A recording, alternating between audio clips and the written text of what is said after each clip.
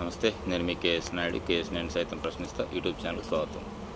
Labour officers, నకిలీ ఆఫీసర్లు పుట్టుకొచ్చినారు. ఇది ఎక్కడో కాదు, పల్నాడు జిల్లా సత్తెనపల్లి పట్టణంలో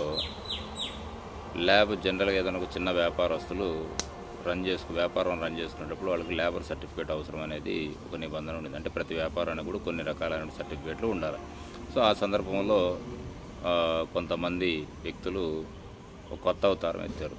మీ షాపుకి రావడం, పరిశీలించినట్టు చూడడం, పరిశీలించే సందర్భంలో మీకు సర్టిఫికేట్లు ఉన్నాయా లేవా, ఒకవేళ ఎక్స్పైర్ అయితే ఏంటి అనేటటువంటి చెకింగ్ చేసేటటువంటి తరుణంలో పల్నాడు జిల్లా సత్తెనపల్లి పట్టణ శివారులో ఉన్నటువంటి షాపుల దగ్గరికి ఒక లేబర్ ఆఫీసర్గా నకిలీ లేబర్ ఆఫీసర్ అవతారం అయితే ఒక అతను షాపులకు వెళ్ళడం, పరిశీలించడం, లేకపోతే వాళ్ళ దగ్గర డబ్బులు వసూలు చేయడం, ఇలా జరుగుతున్నటువంటి పరిస్థితి. అనుమానం వచ్చినటువంటి కొంతమంది వ్యాపారస్తులు పోలీసు వారిని సహకరించడం, వాళ్ళకి ఈ అంశాలన్నీ కూడా చెప్పడంతో పోలీసు వారు రంగప్రవేశం చేసి అసలు ఎవరు ఏంటి అనేది విచారిస్తే ఫైనల్గా సత్తెనపల్లి జిల్లా పరిసర ప్రాంతాల్లో ముప్పాళ్ళ గ్రామానికి సంబంధించినటువంటి కందుల వెంకయ్య అనేటటువంటి వ్యక్తిగా గుర్తించడం, అతను అదుపులోకి తీసుకోవడం, విచారిస్తున్నాం. అయితే ఇది మొదటిసారి లేకపోతే ఇంతకుముందు ఎప్పుడైనా చేశాడా లేదా అన్న దాని మీద విచారణ జరుగుతుంది. సో ఏమైనా వ్యాపారస్తులు కూడా కొంచెం అప్రమత్తంగా ఉండాలి. ఎవరైనా సరే